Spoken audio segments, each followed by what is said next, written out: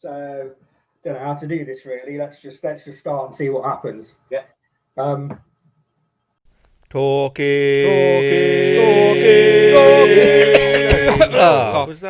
Cough. So, hi, this is Simon Orr. He's one of the, how do you describe yourself? DJ, presenter, Yeah, bit of both.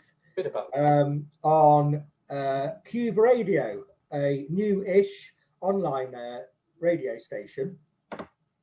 So I can remember one of my favourite DJs about 20 years ago. I remember them saying, it was the summer of 2001. I can remember reading, I'd not seen them for a while. I looked them up online. And to be honest, I haven't seen them since either. But one thing they did say at that point was they were like, radio, I think the internet's the way forward. Now, at that time, I couldn't quite get, in 2001, I couldn't quite get my head around that. Yeah. Obviously, I wasn't prepared for things that would change and how quickly that they would change in the next 5, 10, 15, 20 years to now. In a way, it did. We are 20 years down the line from then, so perhaps not quite as immediate as what he was saying seemed, but he was absolutely right. I think we're still on a journey, but I think in a sense that is the way forward. I used to listen to traditional radio. Obviously it went digital as well, but still traditional radio. Loads. I used to listen to it loads. There was a period when I was listening to Radio 2 almost all the way through the day, but I was also tuning into Radio 1, also tuning into politics discussions on 5 Live, also tuning into Radio 3 for a bit of classical music, Radio 4 for some game shows and things like that. And then there were things like Gem Radio, Smooth Radio, just for a bit of for a bit of music, as it were. But I don't really do that anymore, to be honest. I do it a little bit. And as soon as I heard about Qube Radio, I got onto it, had a look, and there's one particular show, as Simon will know, I listen to pretty religiously now every week, and I do have it, and I'm trying to do it more. I'm planning on getting a new device so I can specifically do this, have it on in the background a lot more during the day. So that's my perspective of this. I've not really explained, however, exactly what Qube Radio it is, where it's broadcasting to, etc. I'll let you do that, Simon. So Qube Radio, what are we? We are the 20th of January. So Qube Radio is just about to reach its first birthday, and I joined the team early summer. Joined the team through another singer that I knew that was on the station at the time. So Qube Radio's set up by husband and wife, Ant and Joanne Rogers. It's based just outside of Northamptonshire, and the idea came about because of lockdown. Essentially, it was an idea that was starting to gather a bit of speed at the beginning of 2019, and then lockdown gave them that momentum they needed to move forward. The plan is for it to be 24 hours a day with live presenters 24 hours a day, and we're nearly there. As you said, you religiously listen to a show that's a 2-hour show that's about to become a 3-hour show on a Monday night, and I currently do 2 other shows as well, but my own commitments stop me doing more, also I'd love to. It is an opportunity for people to listen to music a bit differently from mainstream commercial stations, and although there is a playlist of popular songs that we know the listeners like, those specialist shows come from the knowledge of the presenters that are presenting, that have that specialist background, like rock shows and 70s shows and 80s shows. And although you get those on some of the more commercial stations, you know, if you tune in on a Friday to an old school show, if you tune in this Friday, next Friday, the chances are you're going to get the same songs, just played in a different order. And Qube Radio gives you the listeners the opportunity to listen to songs that they've not heard for a long time, put in their requests, and a bit of banter with some of the presenters. The joys of online radio stations is you're also communicating with the people that are sat online, so you've got that audience interaction from the Facebook pages as well. So yeah, it's really good. I'm glad that I'm involved, and I can see it constantly growing as new sponsorship comes on board. and who knows, it might end up being my full-time job in the future.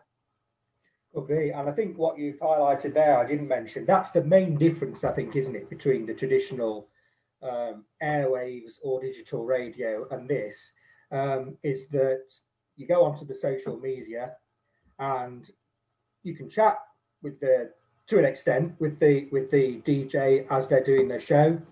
You can put your request there, they can actually answer you, and this kind of thing. You can have a discussion going, and there's a little community there. I've actually met some people on there and kind of made friends, if you like, with some people on there as I've been listening, and you know, that's great. That's great. It kind of feels more like you're sitting in a room with a load of people, and the DJ sort of in the corner, just chatting with you and sticking some great records on, and records that you're asking them to put on. And that's the main difference. I think that's really good, really good. And those people are not even, a lot of those people are not even geographically anywhere near you where you live. So you're very often they're elsewhere. We've got listeners in South Africa, on the continent of Europe, like Germany. We've even got some of the team are broadcasting from Canada. So yeah, all over the place, which is really good. And it does mean we can do 24 hours a day, because although we're broadcasting towards around the UK clock, when you've got listeners who tune in from Australia who are commenting, when they're listening to our breakfast show, it's actually in the evening. And if they want to listen, then yeah, it won't be long until we've got presenters broadcasting from all over the world, doing 24 hours a day, and hopefully giving the people that listen to the radio station something different to the commercial stations. Yeah, brilliant. And I love it. It's it's a sense of sort of, as a listener, that you're involved and interacting, and so I think moving forward, you know, with radio, because I've always loved radio and I still love radio, but like I said, I've kind of moved away from, just because the way life's gone, I think, and life's changed, moved away from having radio always on, traditional radio always on in the background. Yeah, I think this kind of thing is more attractive to me now, and yeah, I think it is a way forward for radio. I think the word that I'm looking for, which is a word that meant something very different to me when I was 16 and working on a low FM frequency or an extremely high FM frequency radio, is community.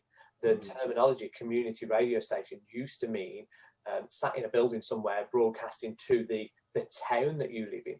But Qube Radio has its own community of listeners, and the difference is they're dotted all over the world, but it is a community of listeners, and you don't have to interact on Facebook, which a lot of the listeners don't, but it does bring a sense of family, a sense of community together. As you said, you've made friends from people that share the same great music taste as you, that you'd have probably not met anywhere else.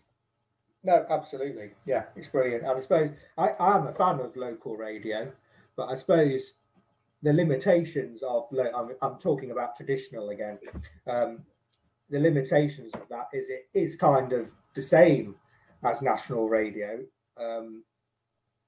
just on a smaller scale. So it is community radio, so it is talking about things locally and has local issues and local people listening and being involved, which is great, but there still is that immediate interactive barrier. Yeah. And great. Comes that, which is really good. So, you know, if you're watching this video, search for Qube Radio, and you've got the downloadable apps on your smartphone and your other devices, and listen to it on the web. Yeah, excellent. What I'll do is I'll link all that below as well. So yeah, check it out. So cheers, Simon. Thanks again. Cheers.